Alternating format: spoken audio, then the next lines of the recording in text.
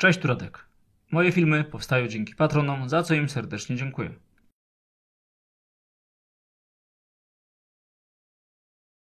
Czy twoja działka kryje wstrząsające niespodzianki?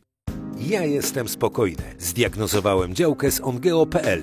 Ty też zasługujesz, by wiedzieć wszystko o działce, którą posiadasz lub kupujesz. Zdiagnozuj działkę z ongeo.pl.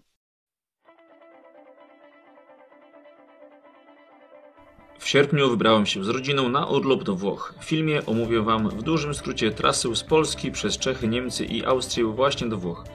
W materiale przedstawię moje spostrzeżenia, pokażę Wam drogi w tych krajach, omówię opłaty itd. A więc zapinamy pasy i jedziemy.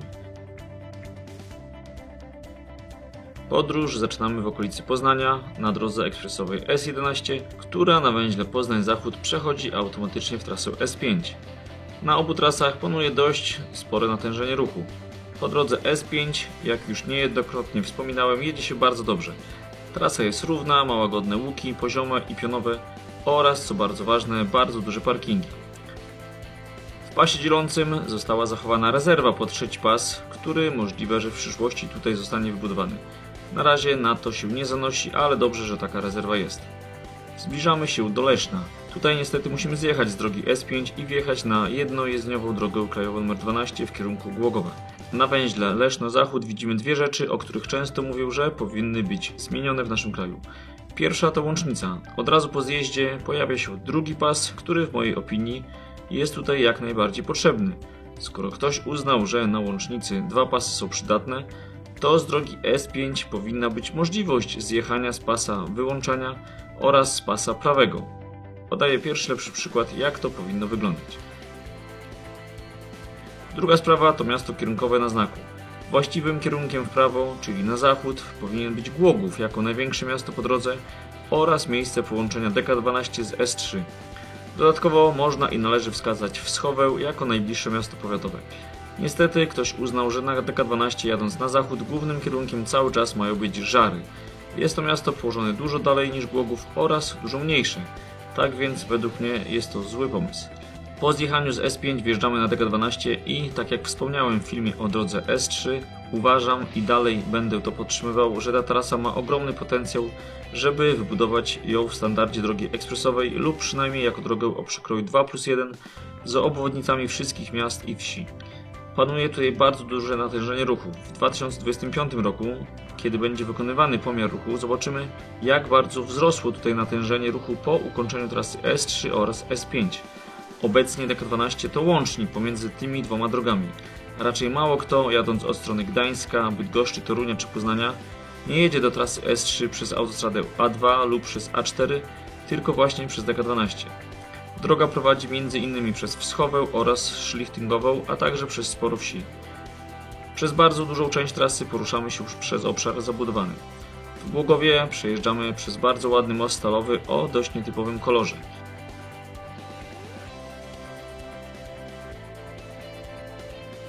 Następnie dojeżdżamy do największego ronda w Polsce, o którym mówiłem w ciekawostkach drogowych. Rondo robi wrażenie, ale trzeba na nie mocno uważać. Znaki pionowe niestety nie pomagają nam w wyborze odpowiedniego pasa ruchu. Brakuje strzałek na znaku informujących, który pas gdzie prowadzi. Na plus trzeba jednak dodać, że ze środkowego pasa mamy możliwość zjechania z ronda, a także kontynuacji jazdy po nim. W mieście ruch jest duży i jak pewnie wielu z Was wie, planowana jest tutaj obwodnica o przekroju dwóch jezdni o dwóch pasach ruchu.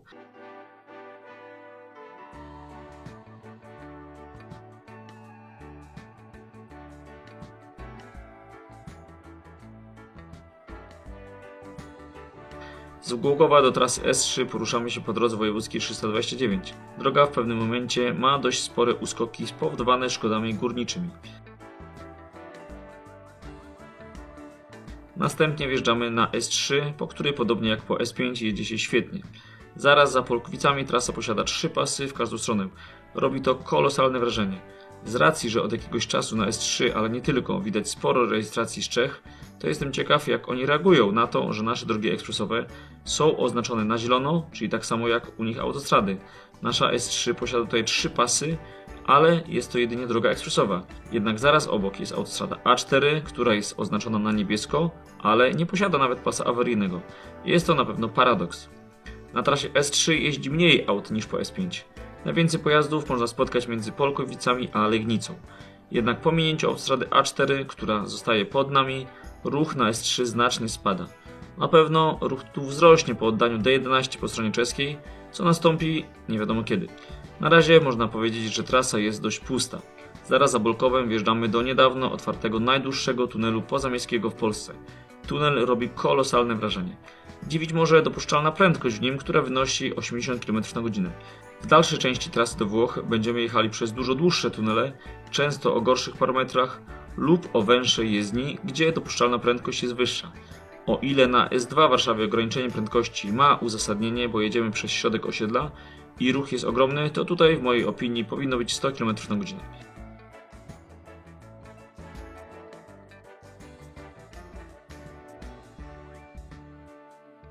Zaraz za tunelem znajduje się para parkingów Jaczków wschód i zachód. Załączam film z drona, który dostałem od mojego kolegi. Widoki z parkingu są rewelacyjne. Docelowo pojawi się tutaj stacja paliw i restauracja. Na pewno będzie to popularne miejsce wśród kierowców.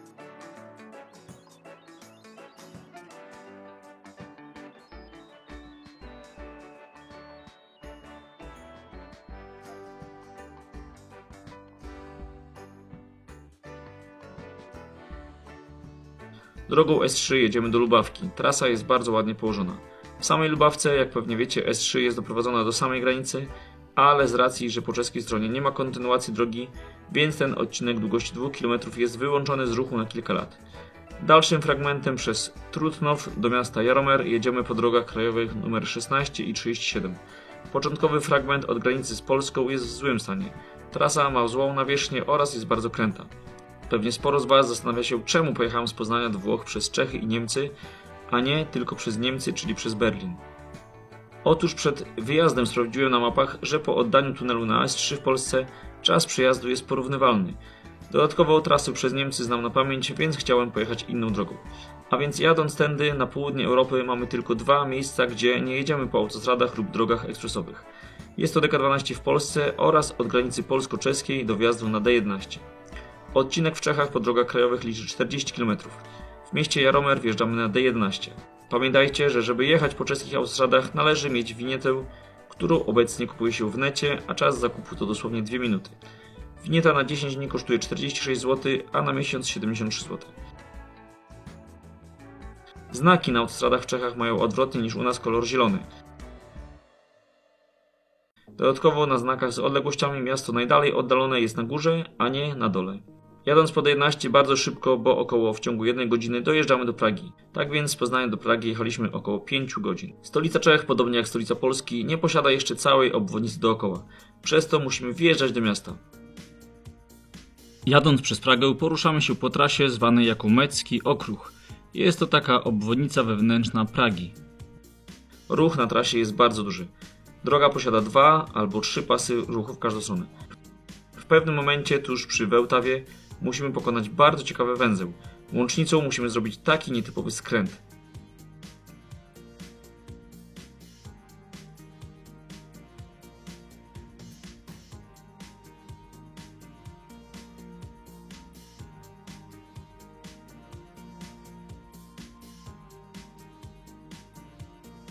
Główna obwodnica miasta, która jest wybudowana na razie w części zachodniej i południowej, posiada numer 0. Na zachodzie Pragi zjeżdżamy w stronę Pilzna i Niemiec na autostradę nr 5.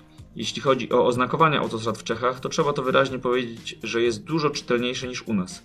Strzałki odpowiadają pasom ruchu i kierowca przed wjazdem na węzeł wie, który pas gdzie prowadzi. Znaki są duże i czytelne.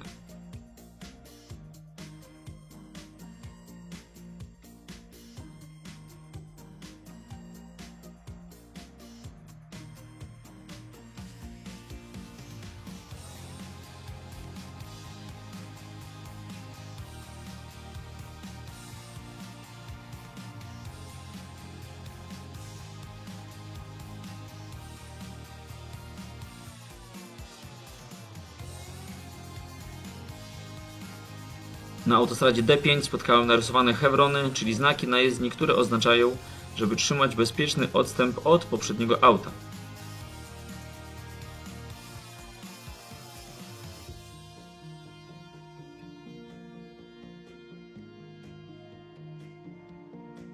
Co mnie dość mocno zdziwiło, ale akurat nie widać tego na nagraniu, to w Czechach bardzo dużo ciężarówek parkuje wieczorami na łącznicach na węzłach. Nie wiem do końca, czym to jest spowodowane, czy parkingi są za małe, czy w miejscach rozładunku nie ma gdzie zaparkować.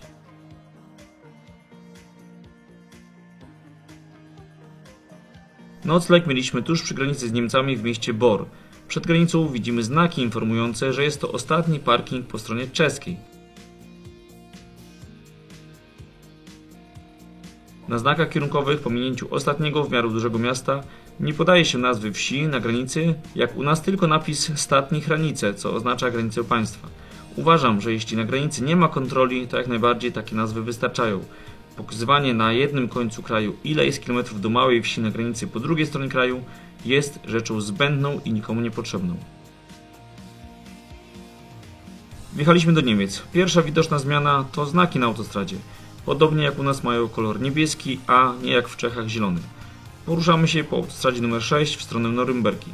Po około 40 km dojeżdżamy do węzła, gdzie wjeżdżamy na autostradę numer 93. Tutaj krótki pokaz właściwego oznakowania połączenia dwóch autostrad. Znaki są bardzo czytelne i kierowca wie, na który od razu pas ma wjechać.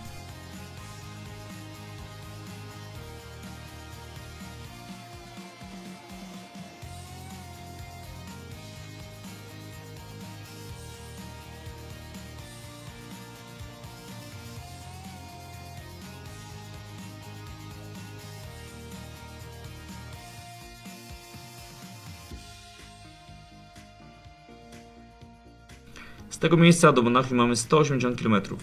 Droga na tym odcinku nie posiada ograniczenia prędkości. My poruszamy się z prędkością około 145 km/h.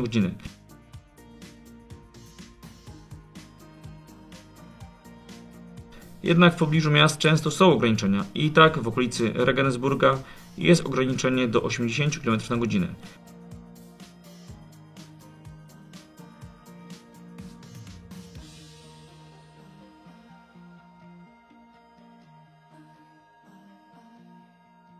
Na trasie w wielu miejscach trwają prace drogowe. Chciałbym Wam teraz pokazać, jak oznakowane są takie roboty.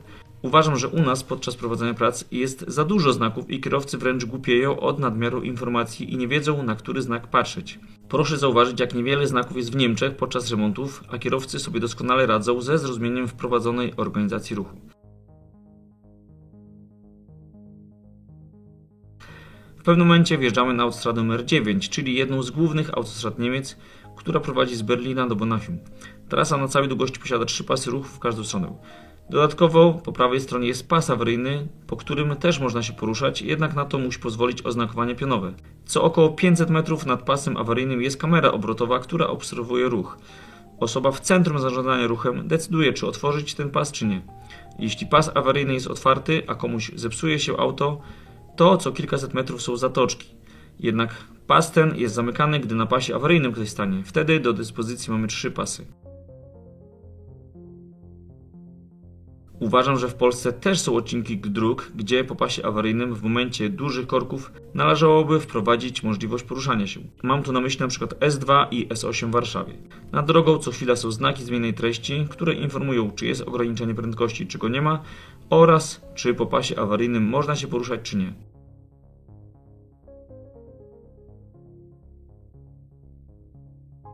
Zatrzymujemy się na dużym parkingu przy autostradzie. Ciekawą sprawą jest zadaszenie, które chroni nas i auta od słońca. Tutaj muszę powiedzieć głośno i wyraźnie. Nasze toalety na parkingach biją na głowę te w sąsiednich krajach, jeśli chodzi o czystość. W Niemczech czy Włoszech toalety często są naprawdę straszne, co akurat u nas raczej się nie zdarza.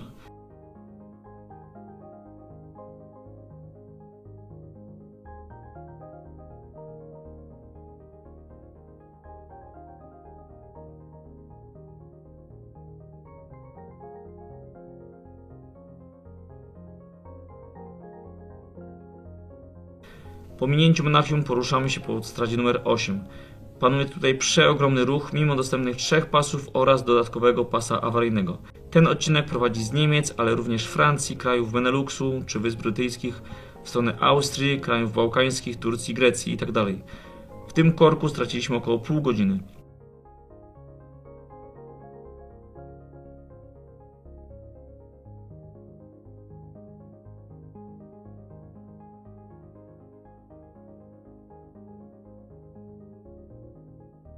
Z autostrady numer 8 zjeżdżamy na autostradę numer 93, skąd już bardzo blisko do Austrii.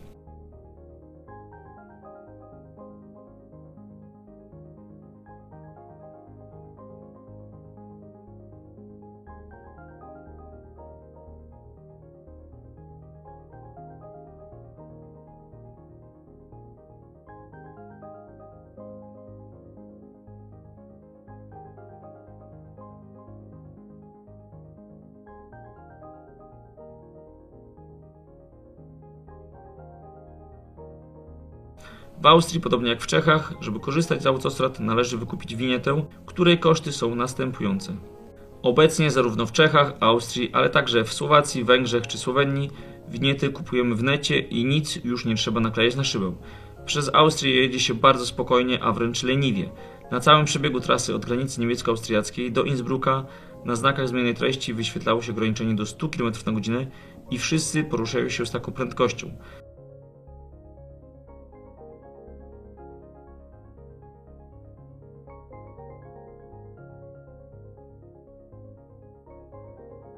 Po minięciu Innsbrucka wjeżdżamy na autostradę A13 w stronę Włoch. Jest to bardzo ładna trasa z niesamowitymi widokami. Na tym fragmencie należy pamiętać, że musimy dodatkowo zapłacić za przejazd. Można to zrobić w necie przed przejazdem i wtedy możemy skorzystać z dedykowanej bramki. Jeśli natomiast tego nie zrobiliśmy, to wybieramy bramkę w środku. W Austrii jest 6 odcinków dróg, gdzie musimy dodatkowo zapłacić za przejazd. Autostrada A13 posiada 2 lub 3 pasy w każdą stronę.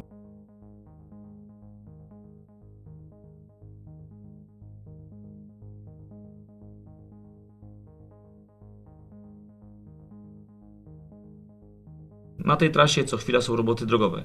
Podczas ich trwania są wyznaczone 2 pasy ruchu w każdą stronę, ale trzeba przyznać, że ten lewy jest na tyle wąski, że jedzie się nim na styk i trzeba bardzo uważać.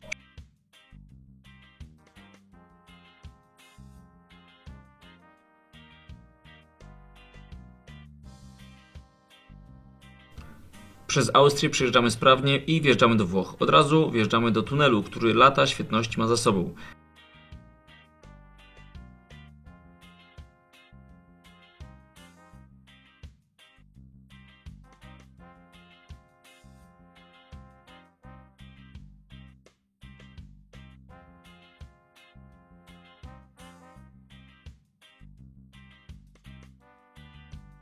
Zaraz za tunelem musimy się zatrzymać i pobrać bilet.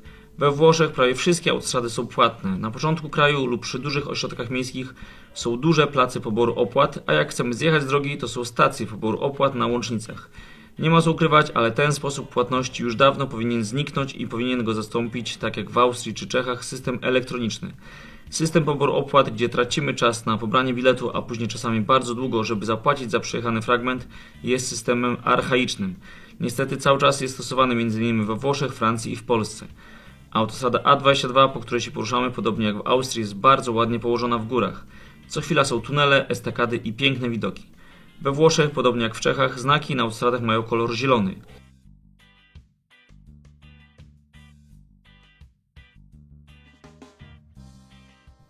To, co zwraca uwagę, to, że jezdnie na A22 są węższe niż na polskich drogach ekspresowych. Dodatkowo w niektórych tunelach pasy awaryjne całkowicie znikają, co znów pokazuje, jak sztuczny jest nasz podział na autostrady i drogi ekspresowe, gdzie niektórzy mówią, że pomysł przemianowania większości naszych dróg ekspresowych na autostrady jest zły, na przykład dlatego, że pasy awaryjne mają na nich tylko 2,5 metra, czyli więcej niż na niejednej autostradzie w innych krajach.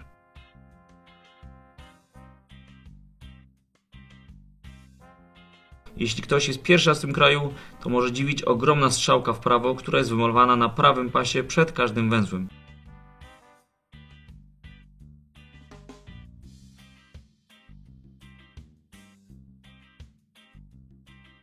Przez kilka dni byliśmy nad jeziorem Garda. Tak jak wspomniałem wcześniej, po zjechaniu z autostrady w stacji poboru opłat płacimy za przejazd. Za przejechanie 206 km od granicy z Austrią nad jezioro Garda trzeba zapłacić 16 euro.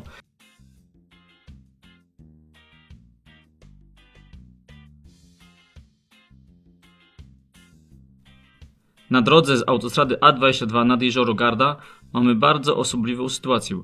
Otóż droga pomiędzy Trydentem a miejscowością Cadine Ma dwie jezdnie. Ta prowadząca na wschód biegnie tunelem, natomiast ta prowadząca na zachód to stary przebieg dawnej drogi jednojezdniowej. Jednak na krótkim fragmencie ta stara droga miała wspólny przebieg z drogą lokalną, dlatego przez kilkaset metrów dostępny jest jeden pas na zachód i 3 pasy na wschód, 2 w tunelu i 1 poza nim. Kierowcy, którzy nadjechali drogą lokalną, nie mają możliwości przedostania się na właściwą jezdnię. Mogą jedynie przejechać kilkaset metrów główną drogą pod prąd, po czym muszą skręcić z powrotem na drogę lokalną.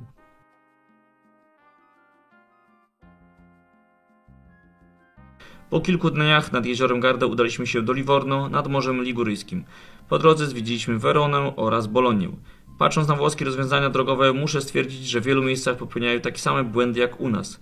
A więc jadąc po autostradzie A22, która w okolicy Modeny łączy się z autostradą A1, mamy do dyspozycji tylko jeden pas na łącznicy, mimo że cały czas droga miała 2 pasy ruchu.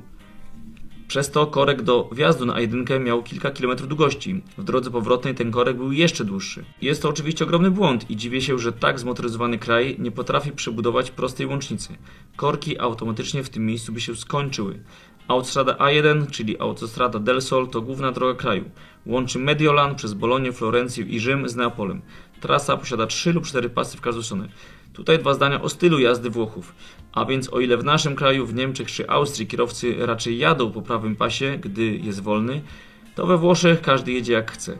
Prawy pas to właściwie pas tylko dla ciężarówek i mało które auto osobowe po nim jeździ. Znaki pionowe w mojej opinii też nie są idealne. Nie pokazują prawdziwej ilości pasów. Bardzo często oznakowanie wprowadza w błąd i nie wiadomo, który pas gdzie prowadzi.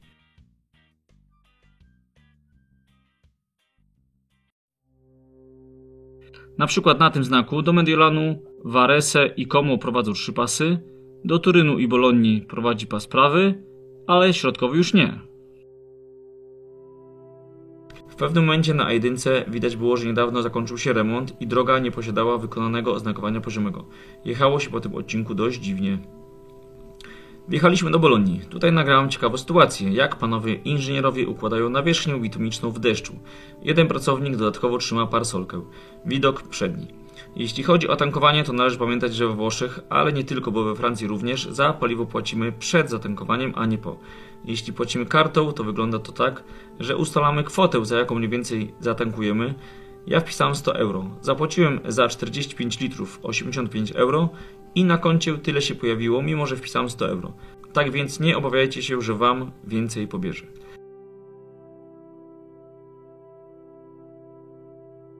Po minięciu Bolonii wjeżdżamy na przepiękny odcinek trasy do Florencji. Tutaj jest bardzo ciekawa sytuacja, bo trasa w stronę Florencji rozdziela się na 2 warianty. Panoramiczny oraz bezpośredni. Oba są podobnej długości i za oba płacimy tyle samo. My wybieramy wariant bezpośredni, który też jest przepiękny.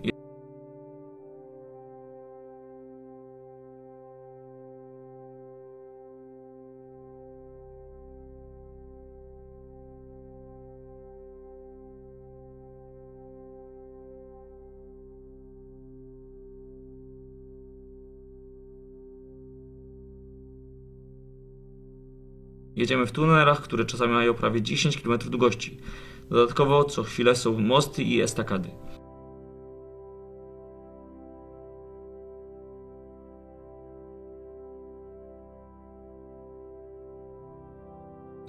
Niestety po zjeździe z autostrady musimy odstać kilka minut, żeby zapłacić za przejazd. Za odcinek 236 km z jeziora Garda do Florencji płacimy około 20 euro. We Włoszech przy autostradach są co chwilę parkingi, jest ich naprawdę sporo i co ciekawe, na przykład kawa espresso kosztuje około 1 euro, więc nie jest to dużo.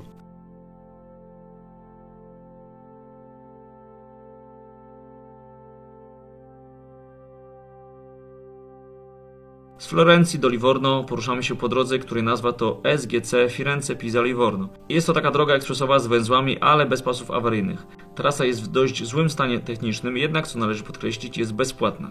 Natomiast w odległości kilkunastu kilometrów, właściwie równolegle, prowadzi autostrada A11, która też posiada 2 pasy ruchu, ale jest już płatna. Włosi trochę podobnie zrobili z drogami jak Hiszpanie. Wybudowali mnóstwo dróg, często w podobnym standardzie, ale część z nich jest płatna, a część nie. Później z tego wychodzą dziwne rzeczy, że po tej płatnej, co nie jest dziwne, kierowcy nie chcą jeździć. Podsumowując, trasa z Polski do Włoch jest ciekawa, jedzie się dobrze, jednak jest dość daleko. Warto wziąć nocleg po drodze, bo żeby przejechać się na raz, to jest to dość duże wyzwanie. Realny czas samej jazdy z Poznania do Livorno wyniósł 15 godzin, a do przejechania jest 1550 km. Dziękuję za uwagę. Parę dni temu wróciłem z Chorwacji, gdzie oglądałem mecz naszych kopaczy, więc jak znajdę chwilę, to również wrzucę podobny materiał. Pozdrawiam, Radek.